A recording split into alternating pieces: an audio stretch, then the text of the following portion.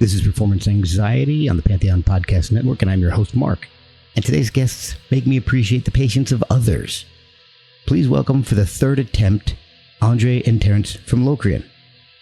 What you're listening to is our third attempt at this episode. Coincidentally, it's the third attempt at this intro. The first was scrapped due to a computer malfunction. The second had an iPhone issue. So take 3 was the final attempt. And it was worth it. Locrian has a new album set to release, so the timing couldn't have been better. Terence and Andre tell me about their early bands and sounds, and how they met at a metal night party. They also tell me about their first gig and the band name, but they reveal their early band philosophy of saying yes to everything, and how that got them booked at a birthday party. We create a new genre for Locrian, and I call it aggressive atmospheric. And it makes sense when you consider their influences are artists like Popol Vuh, Emperor, Twisted Sister, and Bert Jansch. So you kind of expect sound shifts when you hear how the band has evolved over the years. They keep their fans on their toes, but the reverse is also true. Fans are behind their recent release of archive recordings and keep messaging them about setting your Jetta on fire. Their latest release is titled End Terrain, and it's a pretty heavy dose of reality. The themes are pretty dark, but the musical palette expands with more synths and structure. Order Locrian's End Terrain on Bandcamp, stream it, check it out on Profound Lore Records. Check out the show's stuff at performanceanx.threadless.com and ko-fi.com/performanceanxiety. Reach out at performanceanx on socials. And buckle in for take 3 of Locrian on Performance Anxiety on the Pantheon Podcast Network. Andre, you want to do it or you want me to do it? I'm Andre. I'm the guitar player and other assorted noises in the band Locrian. We have a new album called End Terrain coming out in April on Profound Lore Records. We hope you can listen to it. And this is Performance Anxiety, the podcast. And I have performance anxiety. Oh my God, you won too? What? That was perfect. I'm Terence Hannum. I play keyboards, do vocals, and make a lot of noise. In Locrian, we have a new record called End Terrain coming out on Profound Lore. I have performance anxiety. This is Performance Anxiety, the podcast. Okay. Third time's a charm for parts and this episode. Yeah. How's everything going? Good, man. How you guys doing? I'm well. Is Andre here? Not yet. I'm sure he will be. Oh, yeah. No problem. No problem. I purposefully decided not to look at my notes until we got on this because I kind of wanted to sound like it's the first time. Did anything survive from before? Only half. Oh, okay. Like the second session survived, but the problem was that we referenced stuff that we spoke about in the first half. For sure. And so it wouldn't make any sense. So yeah. So let me see if I can. I'll text Andre. Okay. So you do sports at all? Am I into sports? Yeah. Yeah. I'm a big Orioles fan. Oh, nice. My whole life. Yeah. And I'm following the Ravens right now because they're pretty awesome at the moment, so it's been pretty cool. Yeah, for the NFL. My kids play a lot of soccer, so we follow soccer a little bit. But nice. Yeah, I'm mourning my loss. Oh yeah, yeah. It's kind of been a few weeks of lots of coaches saying bye bye. So the last 24 hours, we've lost Saban, Belichick, and Pete Carroll. That's nuts. That's combined. Belichick, I'm not surprised at. Like, I was kind of like, the dude was getting happy endings down at Mar-a-Lago. Like, I thought that was like the end of him. Like, I was like, wait, he's still coaching? Like, I hate the Patriots anyway. Like, it's just like, it's like I hate the Red Sox or whatever, Like, it's just like, Boston sucks. Yeah, I hate Boston too. I've always hated Boston. Boston to me, Andre will be here shortly. All right, cool. He's logging in. Oh, no problem. Boston to me is a lot like Philly. Like the towns are amazing if you got rid of everybody who lived there. No, Philly's great. I love Philly. Actually, I can't stand Philly. I love Philly. I mean, I actually like Boston quite a bit. It's just like the sports teams are pretty insufferable, and the fans are pretty insufferable. And, oh yeah, I like Phillies fans. My dad is a Philadelphia Phillies fan, and the Eagles have some kind of like magic sometimes when things are good. Although they were really doing great this year, they kind of blew it. Yeah, but, they did. Yeah, it's kind of weird. Like I was like, man, they're like the team to beat, and then they were beaten. Yeah, so it's like, But here in Baltimore, there's a lot of like fractured kind of like alliances because like the Colts were here, and then like there are people who like still like the Colts. No joke. Which is crazy because they like love the Steelers. The Colts just bolted in the middle of the night. Yeah, it was totally weird. I remember that. Yeah. That was like nobody knew what was going on. No, it was really crazy. And then there was a long time with no football. And football is huge. Like I'm a huge baseball nerd, and it's very weird to me because I'll be like it takes everybody forever because like no one cares about baseball because there's just so many games, and then they'll like be like, oh, the Orioles are good. I'm like, yeah, they've been good like all season. Like I'm just like, because I'm like, I'm not a fair weather. I've been since I was a kid. Like when in the 90s when the Orioles were awful, like I was like still going to games and cheering them on, but yeah. I loved baseball for ages and ages until the 95 strike. And then I stopped watching it for like, I don't know. And until we moved back up to Virginia. And then that was 2006. So the Nats were just brand new. And so I started listening on the radio on my commute home, and that got me back into it. And I became a huge Nats fan. Yeah, Nats had a really rough year this year. Yeah. And normally they're a pretty, we have a kind of a beltway classic between both the Orioles and the Nats. It's pretty cool. Yeah. And it just was like, wow, they're like, actually in the past, I'd always be like nervous. Like if I'd see the record, be like, oh man, they're gonna like throw away these 3 games. And then this year I was like, oh, not so bad. Like they did great.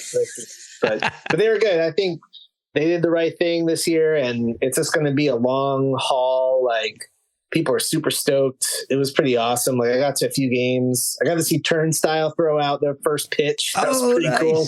That's awesome. Yeah. There's some cool stuff. And they're great, like a good team, like lots of players, young new players, and it's like they're all sticking around. So that's the best. Like it's like, the Nats don't like to do that anymore. We get young talent, and they're like, get rid of we didn't either. We got rid of I'm trying to remember, we got rid of all these players. I remember one year there's this guy, and I was like, man, he's such a good pitcher. I can't remember his name right now. Not Nick Marquette because he was a pitcher, but this other player, and I was like, man, I think he's good. Like I really liked watching him pitch, and they got rid of him. And he went to the Cubs, and the Cubs went to the World Series with him and won. And I was like, guys, he had this. I thought he was pretty good. I don't know anything, but I'm like I don't know about coaching, pitching, or anything. But I was like, he had his things, But it's like, he'd go out for 3 innings and it wouldn't be the best or whatever. And it was but he can still strike people out, and he still has good pitches after 60 of them. Just a different game now. Yeah. Hey, what's up, Andre? Hey, how's it going? Welcome to Baseball Talk. Oh, nice. We were just chatting about sports because my coach retired yesterday. Oh. Yeah. Oh, roll tide. Roll tide. We're just thinking about the ridiculous amount of coaching changes that have happened in 24 hours. Saban, Pete Carroll, and Belichick. So combined, it's over 900 wins gone out of football. It's pretty crazy. And I think, wasn't it a few weeks ago, there's a few other coaches because there was those big losses. Was it the Broncos coach got either if I remember correctly, there's another team and it was that coach, another coach. And it was like, can you guys do this right now? Is this is this normal? Season's not quite over yet. I mean, it's like, you guys got a few games left. I know. Maybe hopeless, but let's just finish it out, man. Come on. Yeah. It's kind of weird to me. But well, there's not that many games in football anyway. Yeah, exactly. We'll be right back after a word from our sponsors. Before you skip over this ad, give me 1 minute. Like most podcasts, I pick sponsors carefully, and I use the products that advertise here. Pure Spectrum CBD is a product that has been really beneficial for me. They have a wide variety of great products that can be used on a daily or as needed basis. I've been using the tincture every day, and it's been wonderful for easing anxiety. And I absolutely love the isolate. I use it instead of acetaminophen or ibuprofen, and it's worked so well for the relief of aches and pains. They also have soaks, lotions, salves, gummies, and more, plus an entire line for fitness recovery. They even have products for your pets. See everything they offer at purespectrumcbd.com. And if you have questions, they're there to help. They helped me when I had no idea where to start. After you fill your cart, use code PERFORMANCEANX for 15% off your purchase. Pure Spectrum CBD, Pure Spectrum CBD, Pure Spectrum CBD. Sorry. Exactly. So, well, welcome to take 3 of Locrian. It's going to be the best take. Yeah, damn well better be. My keyboard is fixed, and I have the right dongle for my phone, so everything better freaking work. Awesome. And everything's registering on my software, so Great. Let's keep our fingers crossed, though.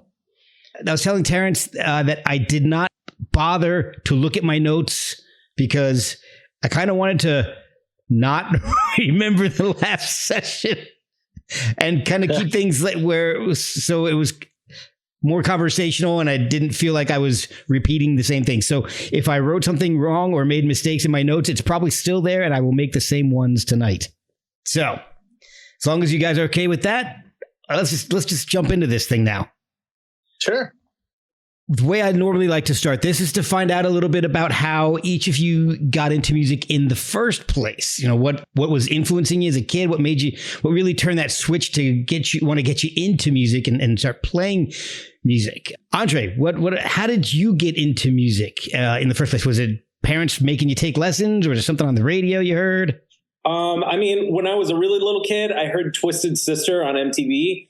And that was like my favorite song. So as a kid, Twisted Sister was really the thing that really first inspired me to get into heavy metal. The We're Not Gonna Take It song was my favorite. And that made me, for some reason, I wanted to play the drums because I had like a pretty sick drum beat. And my parents were like, I think you should play guitar. So they got me guitar lessons, and I'd show up to guitar lessons and ask them how to play like a different like AC/DC song every week, because in the North Country, the part of New York I'm from, AC/DC is like what you hear everywhere. So that was still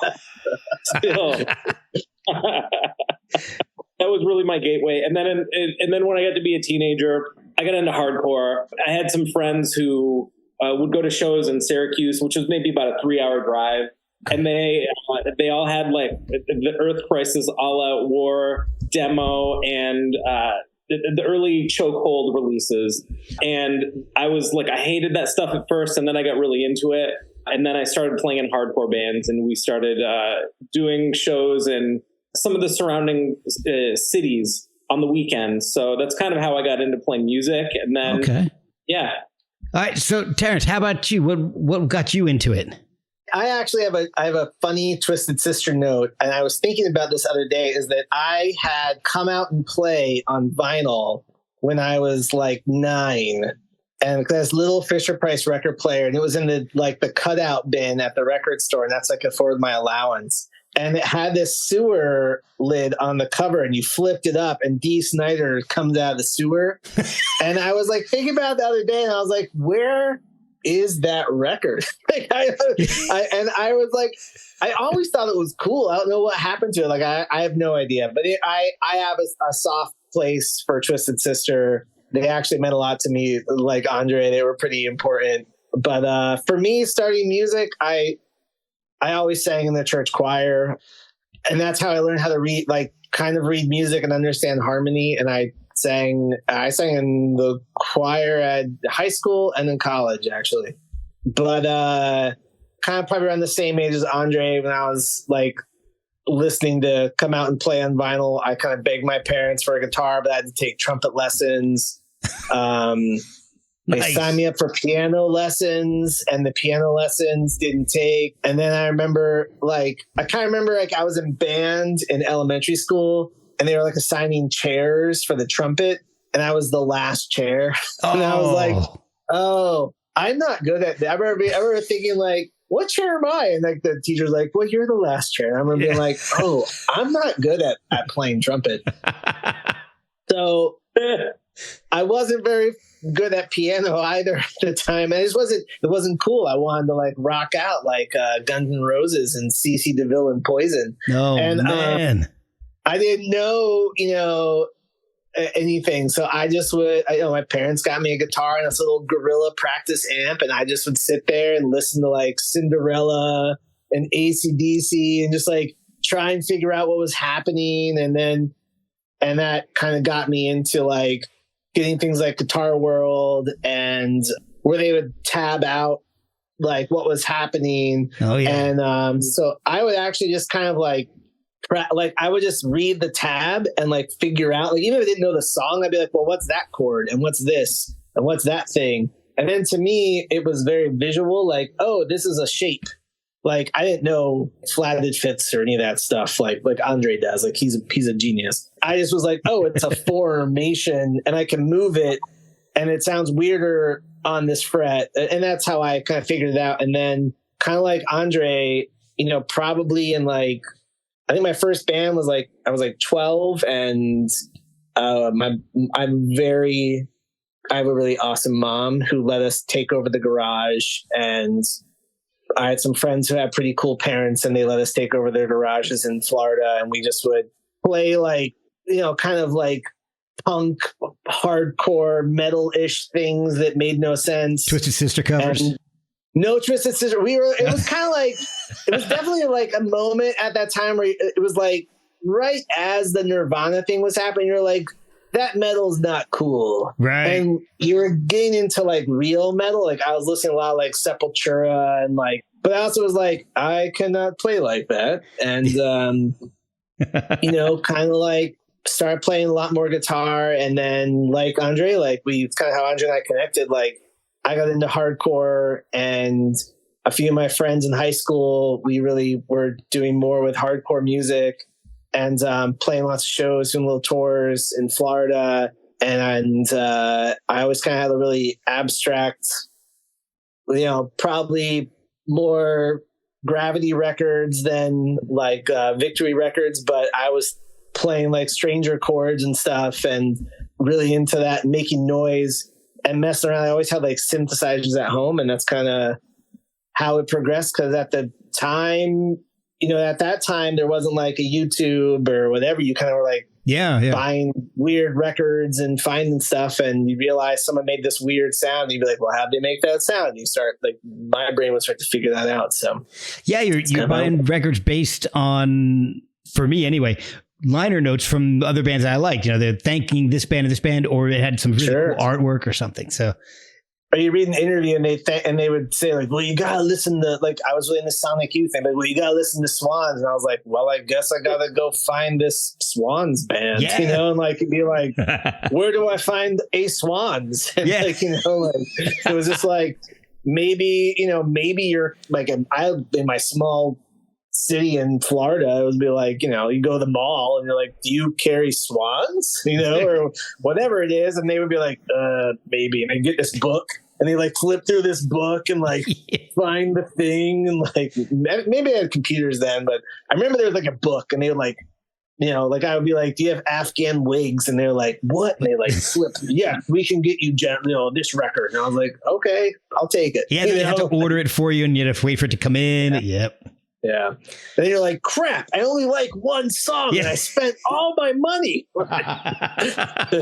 Absolutely. Oh, so I know that you guys, before Locrian, you played in Unlucky Atlas together. Did you guys know each other before that, or was that where you two met? Yeah, we met through my my old buddy who moved to Chicago from Buffalo, New York with me, or he moved a little bit before me. we used to live together, and he went to SAIC with Terence, the School of the Art Institute. Okay. And he knew Terence from the School of the Art Institute because they bumped into each other on the L. Because he had on this like sick Asa pin, and I got to see Asa quite a bit living in Florida and was a huge fan, and was just like, that's, we started talking, and Alex was a great photographer at that time. He's an amazing performance artist now. He's doing these killer performances in Berlin. But at the time, that's kind of how we met. I think we hung out to listen to metal. Is that right, Andre? Yeah. Yeah, we used to have these metal night parties at my house. So yeah. Oh, Terence nice.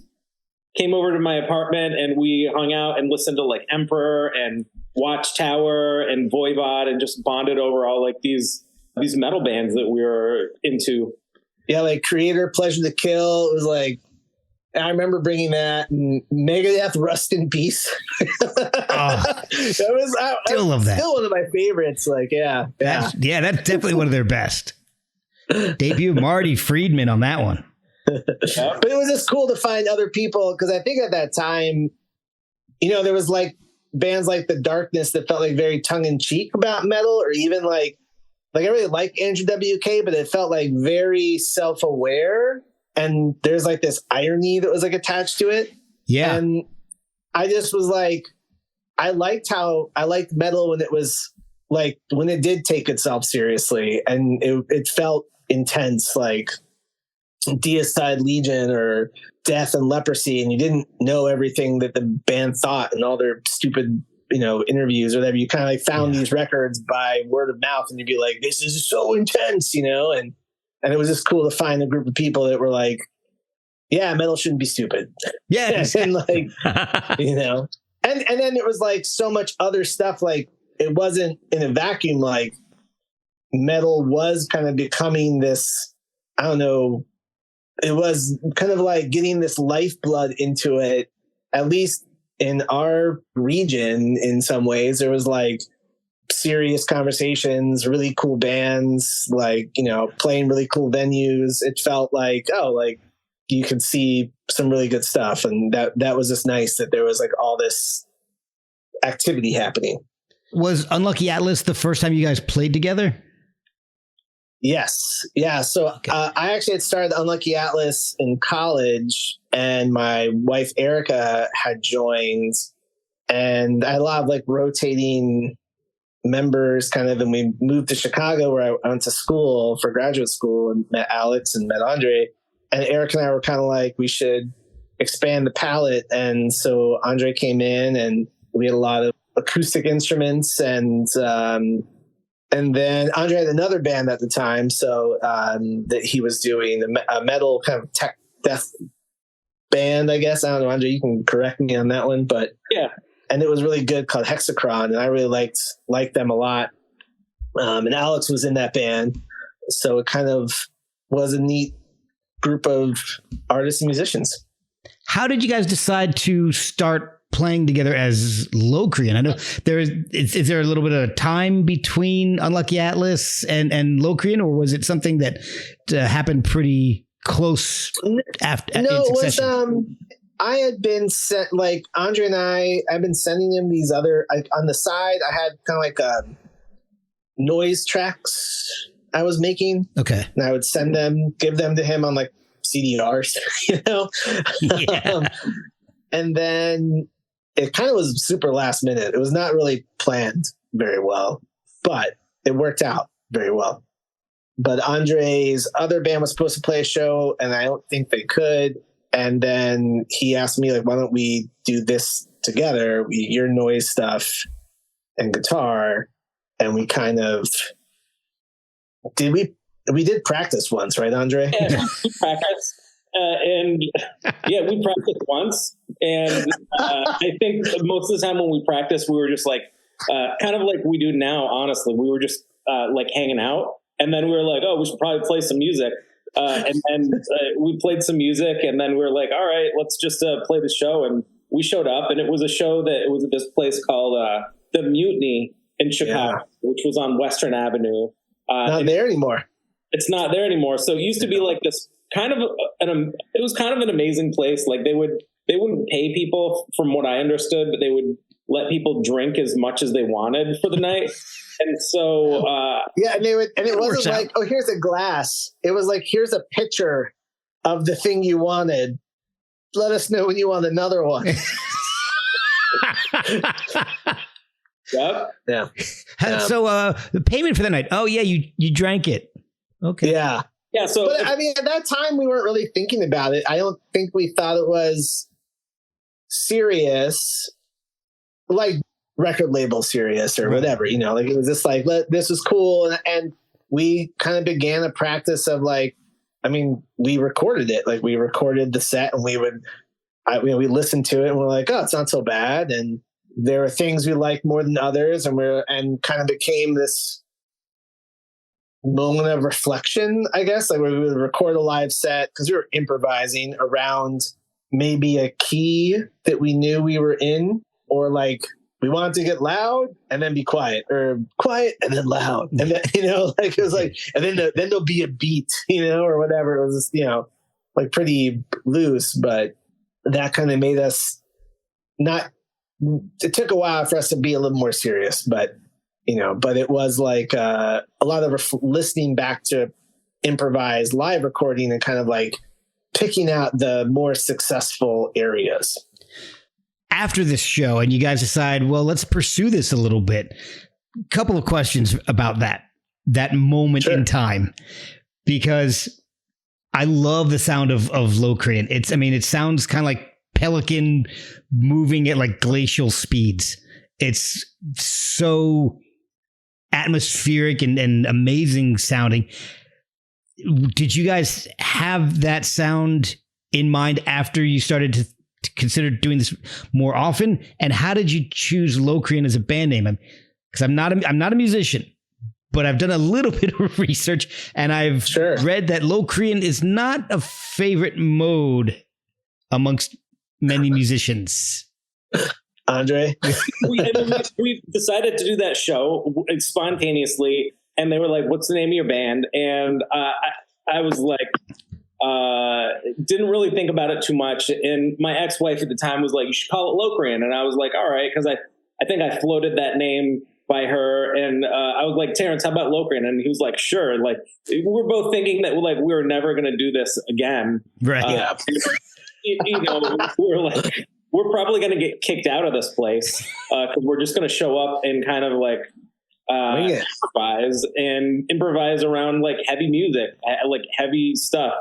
And we both didn't really want to repeat what Sun did, because I think that's another place that we started. Like, we don't want to. I think that that's important. Like that time frame, like to us, it was really exciting to find. I mean, Sun had been around for a bit, but that there were like all these different groups, like around like Malthus and Grey Daturas and the Goslings and Nadja and all these groups that were kind of like, there's just two of them and they sound massive. Like it just was like, there's all these bands out there that were like kind of in metal, but kind of droney, and like there was just something in the air at the time. I think that it kind of felt like, I think like once we kind of came back from that set, that live show, we were like, oh, we can do this thing. We can, there's no reason why we can't. Yeah. Like if, you know, like if all these other bands can kind of have these audiences, like, you know, these are bands that would play at the Empty Bottle and it would be a pretty decent turnout, and they weren't performing like easy. It wasn't like something to tap your toe to or whatever, you know, and, you know, and I think that kind of just gave us this encouragement of like, oh, well, we can, there's no rules. Like you don't have to be like drummer, bass player, guitar player, vocalist, you know, or even like Pelican, who was before us. I mean, they were very successful. And at the time, you know, like, yeah, you can kind of groove to it and bang your head to it. But I remember at the time, like they got a ton of flack for not having a vocalist, and like, when did the vocals start, you know? And it's just like, you know, but this is the point, dude. Like, you know, like. We'll be right back after a word from our sponsors. So I don't know. I think that there was something kind of in the air or the water, or whatever, at the time, and it was, very encouraging that, if you showed up with two people and a stack of amps and a bunch of weird synthesizers, nobody's going to be like, "Get the hell out." They're like, "Okay," it was just the right moment, Lightning Bolt or Black Dice or whatever, like all these bands that were kind of Wolf Eyes, like a trio with like 3 suitcases of metal or whatever. It was like, what the heck's about to happen? That was cool. Like, it was just like cool, So the format of the band was, you guys kind of had an idea.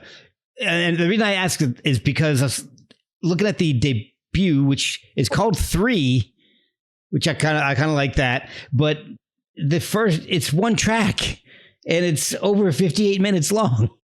That was so that you guys kind of had that whole thing in mind at that from the beginning then. Yeah. I have no idea what happened in that hour, but Andre, do you remember? Honestly, that was, I think, the second or third time that we played on WLUW, which is the radio station in out of, is it Northwestern or is it Loyola? I can't remember right now for some reason. I think it was Loyola, but okay. Yeah. And I think they were like, that was actually the time we were given between station identification and station identification, and we were just like, okay, like that was really important for us. That was this artist, his name's Phil Von Zweck, who's really involved in improvisational music.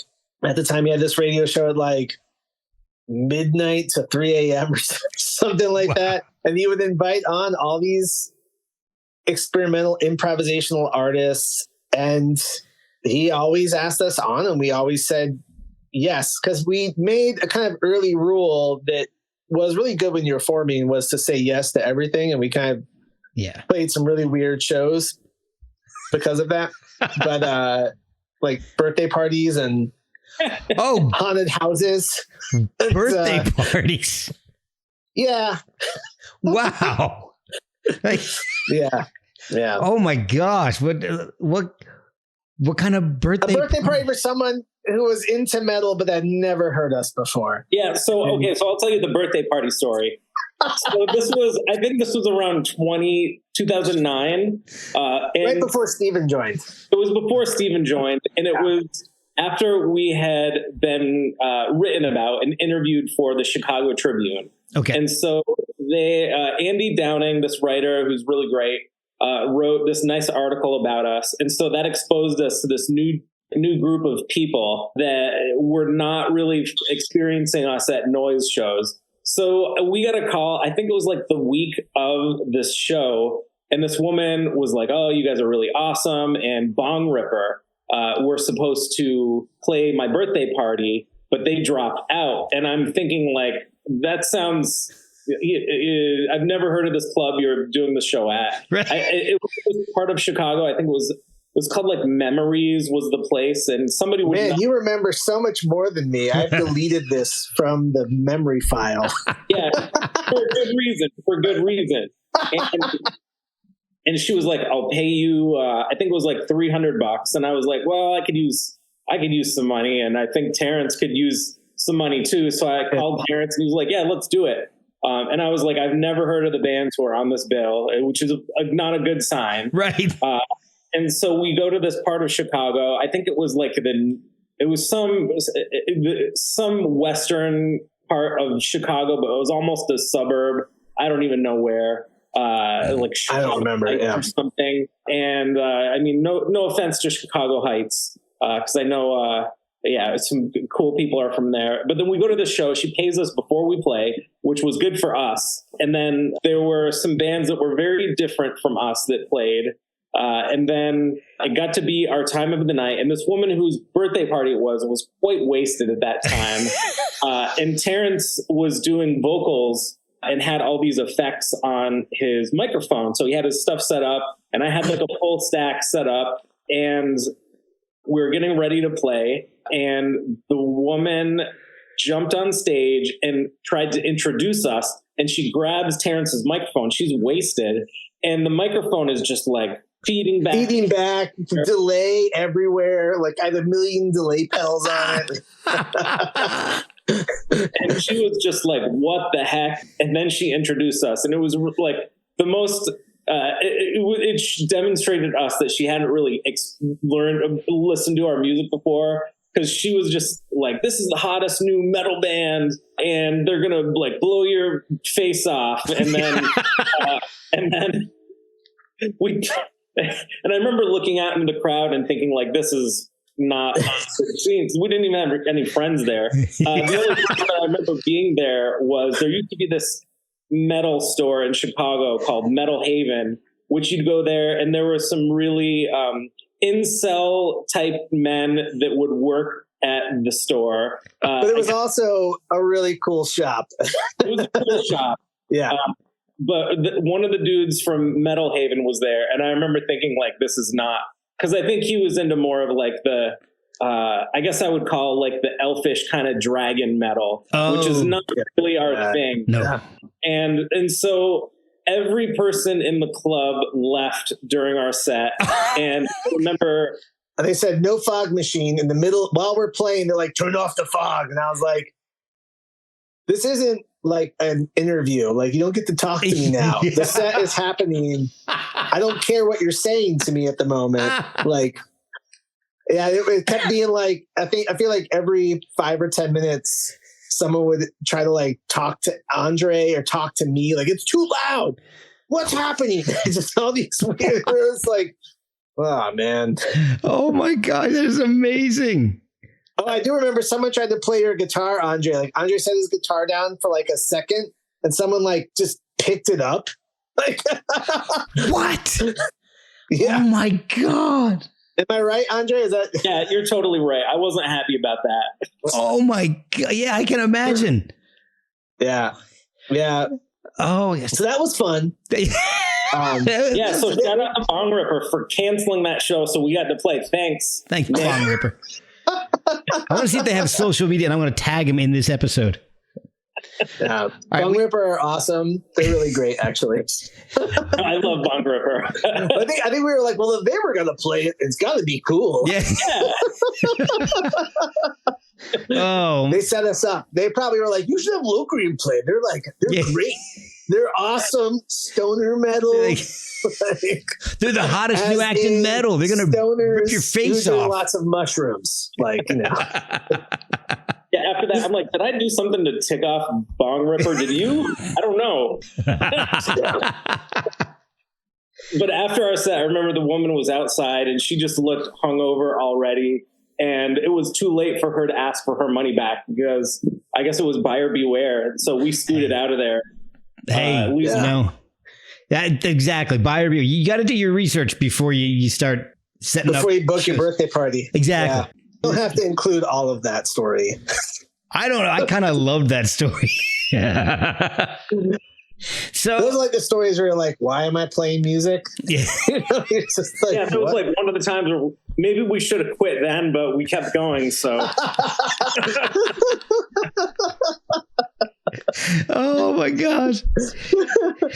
So, all right. So after the debut, I was listening to Greyfield Shrines. Sure. So I was trying to go back and listen to as much as I could.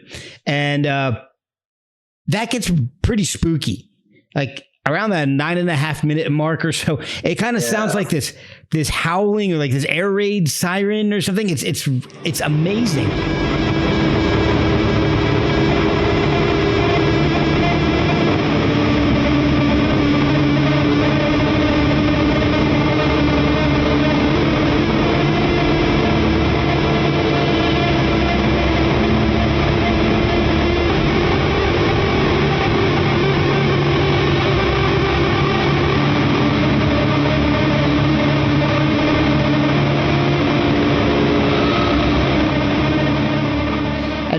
By the end of the first epic track, it sounds kind of like, and I've mentioned Pelican before, but that's really the closest touchstone I've got in my listening experience to you guys. But it's almost like Pelican if the ghost of Christmas Yet to Come is playing guitar. So yeah, and this is all improvised still, right? Yeah, we have been doing it for a bit. And I think we had a little bit of a conversation before that one, probably more. And we had done it a few times. But I would say personally, like, that was like to me, that's like the first record. Okay. That to me is like, I remember not being happy in the studio, not feeling like it went well. I'm like, oh man. And like, when we get in the car, we're in Andre's car and we're driving back with all our crap in it. And we put in the little CDR they gave us. And I was like, oh, this is what we're supposed to do. Like, it was just kind of like, oh, we did it. It's like, it sounds like a horror movie. And I love horror movie soundtracks. It's creepy. It builds. It goes somewhere. It comes down. Yeah. And I was really proud of it. I felt like this is the thing. Like, we've been trying to do for a bit and we finally did it. And I still look back at that was like kind of like the beginning of a foundation for what we were going to do, from my opinion. Right. One of the things I really like about the music is that I can hear a lot of the different influences in it, but you don't necessarily play to those influences. Like, I don't hear the stereotypical sound of whatever I'm hearing. I'll give you an example. Eternal Return from Return to Annihilation. That is such a great track because I can, in the guitar, I hear some My Bloody Valentine, but then it just, in the middle of these riffs, I hear like Siamese Dream era Smashing Pumpkins guitar in it.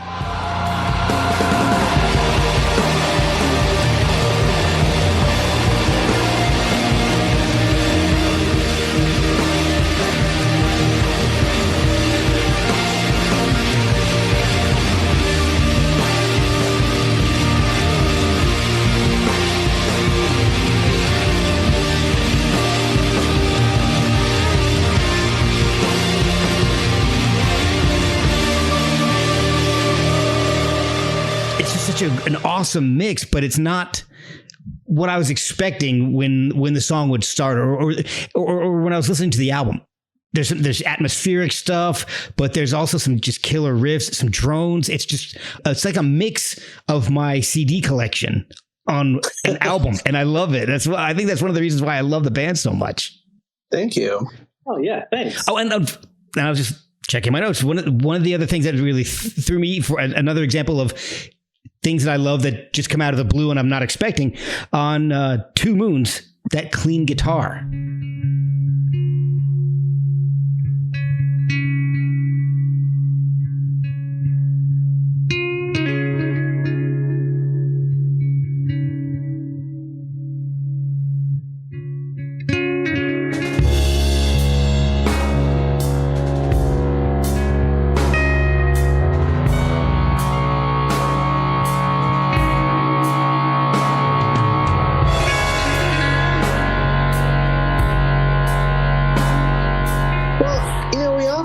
Like, we're all pretty nerdy record collectors and kind of into like just really different things. And I think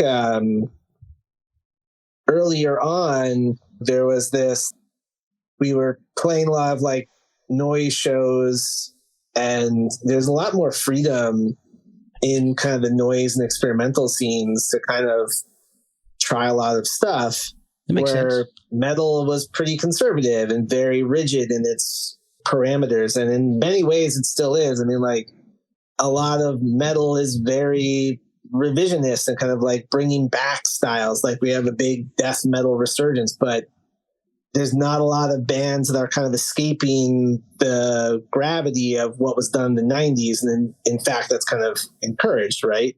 Same thing with like a lot of these little subgenres. But I think that we kind of had all this encouragement of like, you don't have to have 4 or 5 people. You don't have to make 4-minute songs. You can do what you want, and the audience is going to find you, in the end. And as we, when we get to something like Eternal Return, we've added a drummer years before that, right after the birthday party. and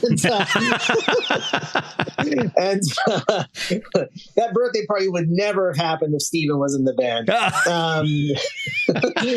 I think that, like, even with Eternal Return, or even with Two Moons, and like, you know, it is like Two Moons was like this kind of like Nick Drake riff, I thought, that Andre had written, and we had all these synths and kind of the drums, and we even kind of named it after it. I don't know. I mean, but Andre's really probably is the person that got me excited about pastoral folk music and Bert Jansch and people like that. Yeah. Like, so I mean, that's cool. Like, to us, like when Andre starts playing that, we're all kind of into it. Like, we're just like, yeah, that's awesome. Like, well, how can we make it ours? How can we, like, I'm a huge shoegaze fan. So like hearing like you talk about My Bloody Valentine and Siamese Dream or whatever, it's like, yeah, those are really great records and great. My Bloody Valentine's a great band, I would say. I don't know how I feel about Smashing Pumpkins, quite honestly. But like, you know, to me, it's like, but My Bloody Valentine, to me, it's like, think about it, it's like all about texture. It's all about every song. I just feel it's like, this could have been a normal song, but it got really messed up on the way to the end. And I love that about My Bloody Valentine. Like, I was literally listening to Isn't Anything this evening, just kind of like, the song's amazing. Like, it sounds like someone threw a beautiful song into a blender and just, you know, like slowly let it blend. And like, you know, it's great. Like, and I think for all three of us, whether it's like from drone or shoegaze or power electronics or industrial, whatever, like, or pastoral folk music, is just kind of like, is it a texture that makes it different from the thing that came before it? Like, it's a lot about contrast, and that's kind of like how our dialogue developed as a band. So has the writing process changed for you guys at all? Because over the years and over the discography that I've listened to, the music definitely stays atmospheric, but it actually does the opposite of what happens with a lot of bands. It seems more aggressive as each album comes out. I mean, is aggressive atmospheric a genre? Or should we? No, I mean, can we make that a genre? Aggressive atmosphere. I would say it's like just intentional. Like, I think we kind of come at each record just with different intents. So, Return to Annihilation was like our first record for Relapse, and again, like, we're all record nerds, and Relapse is an important label for all of us. Like, whether it's Human Remains or Merzbow, it's like they're huge, like, for all of us in our musical vocabulary. So that's a different record than, say, you know, New Catastrophism, which was totally improvised in the studio with no real practicing. You know, so, and the idea of it being like a drone minimal ambient record. So we kind of approach things with intent, I guess, if that makes sense. Is there a main songwriter, or do you guys all contribute to the music? Yeah, we all contribute. And now, I mean, since we started out this conversation thinking about AC/DC, I want to take this to something about AC/DC that really made me think about one of the things that works about our project. And there was an interview with AC/DC where they were talking about how they recorded, I think it was part of like one of their early 2000 albums, and it was going poorly in the studio in New York. And they decided to like scrap the whole session, and they moved to this whole other studio. And they went to this other studio, and Malcolm, who was the rhythm guitar player, who was kind of the leader of the band, he just spent the first like few hours that they were hanging out each day, getting ready to record, and they would just smoke and drink tea and maybe whiskey, and they would just like hang out. And so for me, that's almost like how we started. Like, we just started hanging out, getting like a vibe. So I guess we vibed, and then we, and then we would be like, let's try something out. And so even to this day, even with this next album that we're releasing, which is probably one of our more structured albums, like a planned album, I think that's part of what we did in order to create that, is we kind of figured out what we wanted to achieve, and I think we relaxed in a lot of ways. So that's, I think, one of the things that's been helpful. I don't know, I think Terrence, but no, I think Andre's right. I mean, but I would say specifically with songs, it's like we have like everybody's ideas. It's kind of like no one ever says no. Like if you're like, Okay. I think that's the other thing in the band. It's like, we have an idea. Everyone tries, like if I hear a drum part, Steven will try the part out until whatever I hear in my head is like getting there. But then something new comes out of it. And Andre or Steven will like do something like this with the vocals. I'm like, I even hear vocals here. And I'll be like, all right. And then I'm like, I didn't even think of that. And then a whole new thing happens. So the process now it's actually much easier. Like surprisingly, like the new Ist album came together relatively easily, to be honest. Like song wise, it was work, but it was like really easy to piece it together and make these songs really happy with. But also, I think we had spent a lot of time before making the new Catastrophism where we had no structure, we had no pre-recorded anything, like no demos, and it kind of got a lot of stuff out of the way and cleared our heads and our creative, minds a little bit and gave us a different thing to focus on than structuring a song that has like an intro and a riff and chorus kind of ish part or whatever. So it's definitely changed from like, let's get together and improvise for 58 minutes and 33 seconds to now. And I think that it's like, we still, and we made New Catastrophism for those fans, like for the fans that like the 58-minute improvisation. We were like, well, we wanted to kind of like give them a nod, and we know that that's how we started, and we love that kind of music and we love playing it, but we also, there are two wolves inside of us, right? So and the other one is like, we want to make a rip and thrash song and a brutal noise break, and it's like you can do both. And I think for us it's like finding that practice, to make it work. And I think we've come to a place we're pretty comfortable with.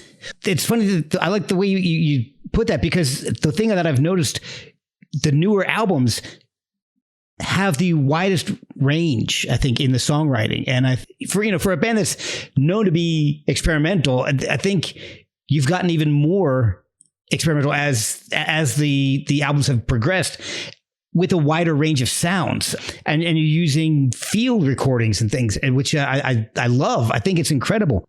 And I'll give you kind of infinite dissolution. It's just that the whole thing. It's just a huge leap forward to my ears. It's kind of like a very like a landmark step forward for the band to me. Not being super familiar with the band's history until we started talking, but like the KXL triptych. KXL2 sounds like it has some of those field recordings.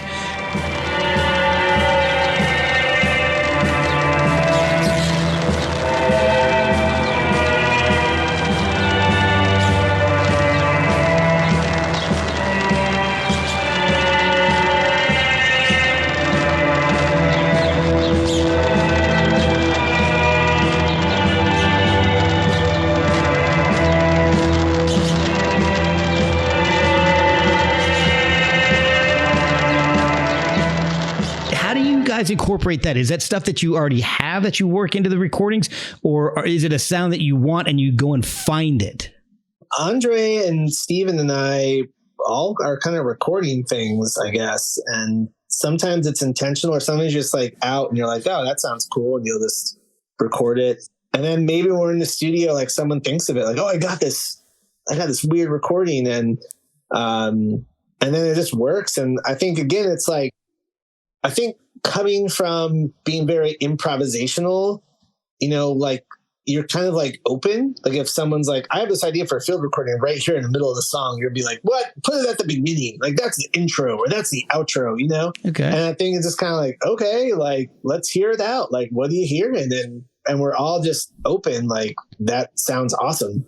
And, we'll treat it, or we'll run it through effects, or, like do something to it. And again, like for me, it's like, I want every album to be like a tiny movie that you're putting it on and you have to go through it. Like you're not skipping because you're like coming from like a beginning, middle, and an end. That there's this in like a story writing that's happening, and it's written that way. And like when we structure it that way, we spend multiple emails over first to last song and like story arc and alignment and all this stuff, like, because I want you to like put it on and not fast forward or not stop. I want you to just put it on and see this and hear things that we're thinking about and this landscape or whatever that we're making. And so there's a lot of that, like, does it give you the vibe or whatever, you know, like, does it get you in that zone to me? And that's, field recordings can really kind of do that, especially you can disguise them, or, you know, it's just part of your palette, you know, like, that you have. One of the things that you guys have been doing that I really thought was awesome is doing the archive releases. I think I wish more bands would do stuff like that, because I think that's a really interesting way to look at your discography, and it's really interesting for fans. And do you guys have a lot of archival recordings, and are you planning on releasing more in the future? Yeah. We had, well, actually, I think it was kind of fan inspired, right, Andre? Like, there were fans who were like, I can't get this tape. Is there any way? Like, people were like messaging us to get downloads of things, and it was kind of like enough that we were like, well, maybe we should just make it available, like, you know. And then it was, so we would, you know, at that time, I don't think mastering was maybe something that was really a part of our vocabulary so much. And you know, like, you're putting out a tape in an edition of 50, it's like, who cares, you know? But now I think the sound environment of now has definitely changed, where people expect things to be at a higher quality of sound than they did when we released a bunch of these cassettes or CDRs. So we've been a little bit more intentional about, you know, what we have and what we're happy with and what we can release, and to try and make it feel more like, you know, we're combining, like, maybe you got a CDR, maybe you got like a 7-inch years apart, but we actually recorded them within a year of each other, and we can kind of put them on one release and be like, no, these are all like, this is where our brains were at the time, you know, like, and kind of like share with people that we were, like, the Plague Journal 7-inch and the Plague Journal CDR and cassette were very different. One was live and the other session was in the studio. So kind of like putting them all together, which at the time we were just like, oh, we have a 30-minute live recording of this. That's cool. And we released it. We went back to it and kind of like put it together. So you kind of hear like, all right, yeah, we made a 6 or 7 minute 7-inch track, but this is really like a 30-minute drone that we took places live, like, and we just kind of condensed it for the studio.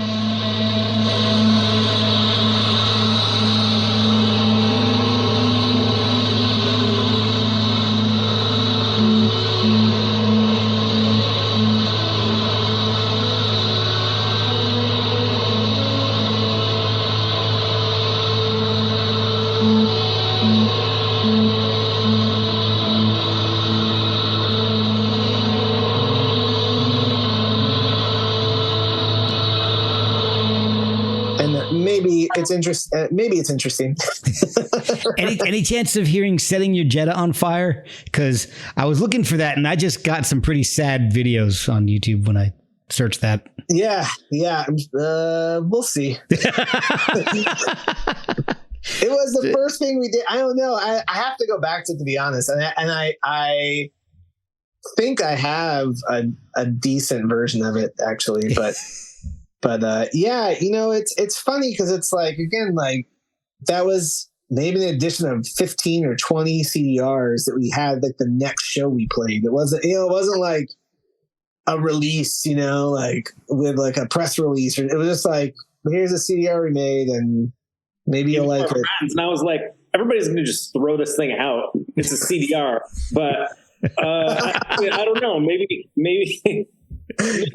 we'll do something with it. I mean, it's kind of a funny performance to me, because it really does almost in a way capture the spirit of the night, because it starts out and you can hear that it's a bar because they're playing like Guns N' Roses in the background. And then And then we start going into our set, which was somewhat structured. And then there's also some improv in the set, because I think our friend Alex, who sang in Hexachron, was at that show, and he just picked up a cymbal, and at one point was smashing a cymbal during our set. And it actually, I think it kind of worked.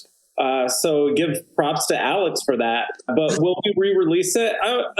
Perhaps. I mean, it depends on what we feel like is appropriate. It might be like we'll do like a Bandcamp Friday and just put it up for a day and then take it down. Or man, I have to keep an eye out for that. Yeah, no, I mean, it is like flattering. But I understand too. Like, I feel the same way about some bands where I'm like, well, what's their first thing sound like? And you're like, you can't find it. And it's just like, I don't know. I mean, but typically it really, like, the archive series was started because of fans, because people asking us, like, it's impossible. This tape is like $80 and on Discogs. And, oh, wow. Like, and I'd be like, yeah, that should not be $80. Like, I'm flattered, but also, dude, don't pay more than $10 for that. So the last release that I've seen is 2022's New Catastrophism, and I love that. Glare is everywhere. I think it's my favorite.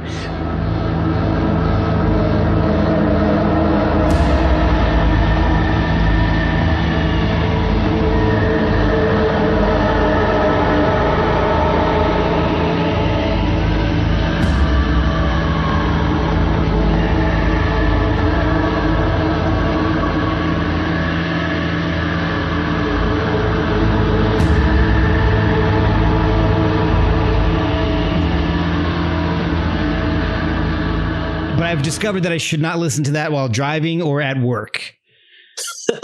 Yeah, I don't think I would get much done at work with that. I'd like lose my train of thought too much. And I also love because you don't see a whole lot of covers in the genres that you guys play in. But Dort East der Weg, I hope I said that halfway decently, is incredible.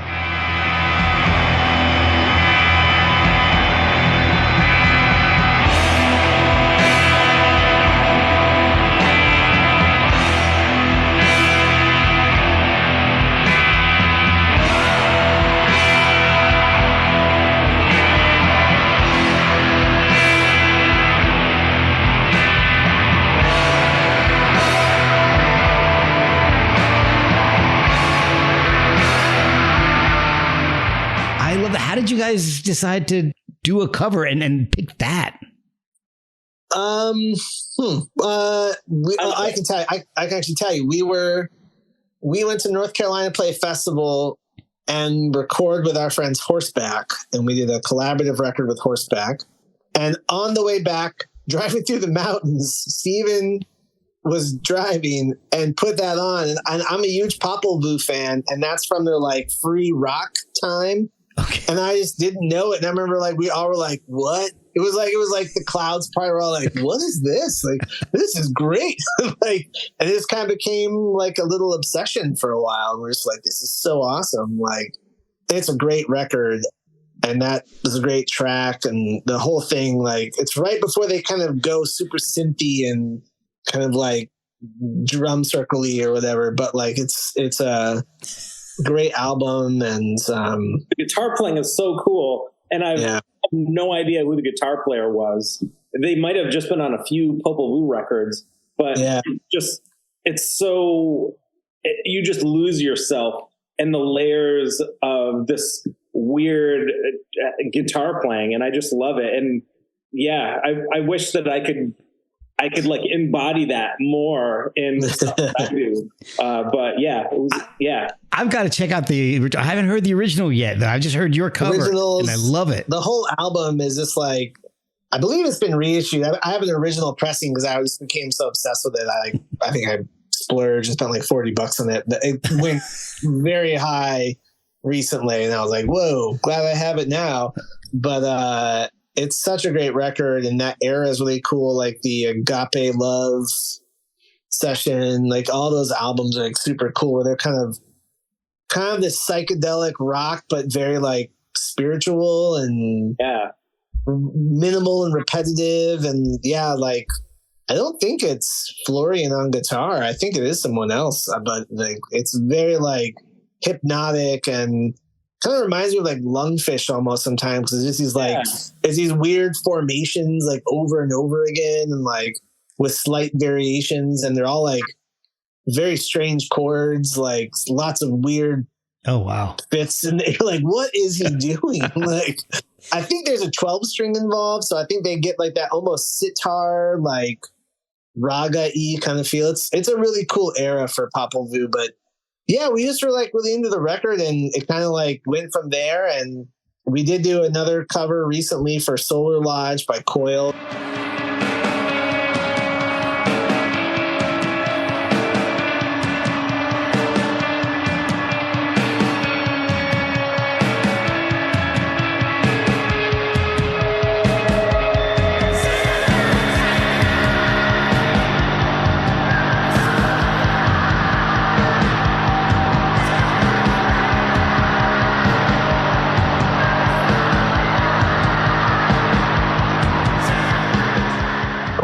Popol Vuh, man, that's a good place to be. So, all right. So the New Catastrophism was the last full length release from you guys, and you've mentioned you're working on new music.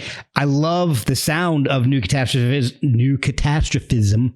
I mean, it's kind of like a post-apocalyptic horror soundtrack sound, like Mad Max meets 28 Days Later, kind of a thing. Is the new stuff in a similar vein, or is there something new sounds coming in, new influences making themselves heard? Oh, yeah, the new album is called End Terrain, and I'll let Terence talk about the lyrical theme, but it's some of the most structured stuff that we've got. Oh wow! And it's something that really builds on where we ended with Infinite Disillusion. So it's very structured. Yeah. There are a lot of layers of synths and vocals, a lot of layers of guitars, and it's more maximalist, whereas New Catastrophism was very drony. Yeah. This has some of that, but not much. And it's something that I'm really proud of in a very different way than New Catastrophism. It's some of the I was trying to be very restrained in my guitar playing on New Catastrophism. Here, I'm very much less restrained, and it's just it's a very different record. So I'll let Aaron talk about it. Yeah, so the other thing is, it's been 7 years of demos. Like, these are some of these songs are things that we were working on from Infinite Dissolution, and we were like, when Andre and I would hang out, we would kind of like work on some ideas. Or when Andre and Steven would hang out, they would kind of work on some parts. Then we'd have these demos, and we kind of would be like, I would take things and like make it in the drum machine and my synths, and they'll be like, we should do this and do that. And we did New Catastrophism, and then we were like, let's just make this thing. Let's just like, this is the record. Let's put it together. And, I feel like it shows, and it was, for me, kind of like New Catastrophism is very like vague and like fleeting and kind of like spectral. And I love that about that record. And it's very minimal. And Andre's right. This is the complete opposite. Like, every moment of space is like full of notes and riffs and riffs upon riffs upon riffs and layers upon layers. And the idea was to kind of go in the opposite direction and give something that was maybe more overwhelming. But lyrically, it's also like, I've never written for Locrian, I've never written lyrics that are in the first person. And these are much more about like using myself as a parent, thinking about the future, and kind of like, and all of our themes of environmental catastrophe, and being like, this is the future, and I did it. I'm the one who did it. Wow. And like that there's no like absolution for like this kind of like giving up in a way that like is currently kind of happening. Like, and I feel that was kind of like where I came from, was like, this isn't like thinking of a future and thinking of like, what are you leaving behind? And then it's like miles and miles of landfills, and that's all you've left.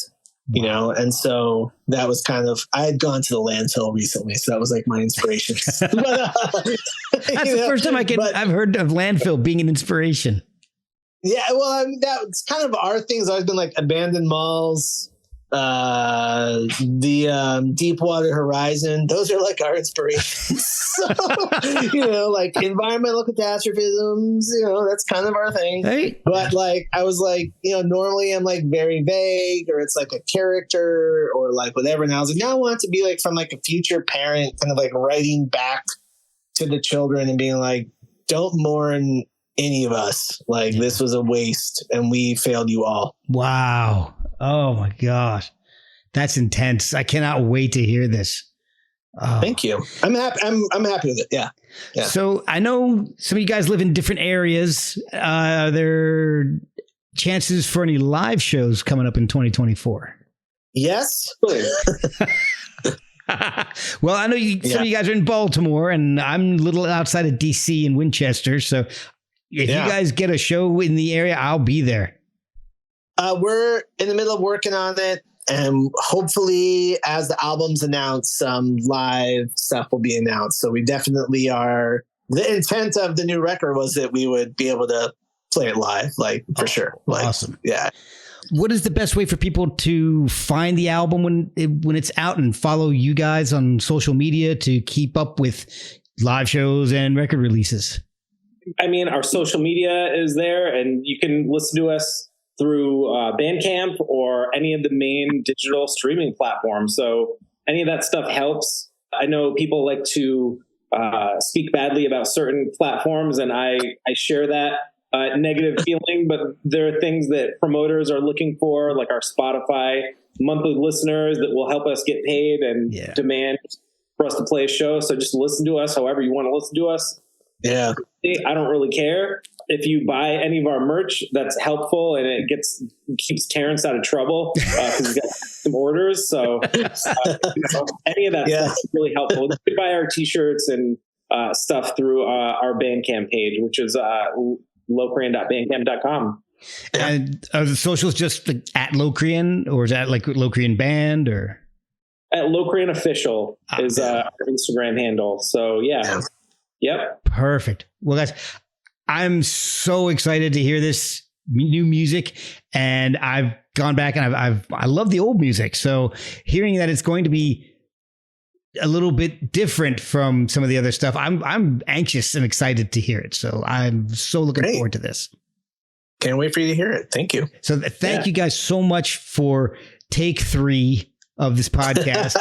I may have to explain that in the intro, but I really do appreciate you guys hanging in with me through technical issues and giving this a good third go around. No problem. Yeah.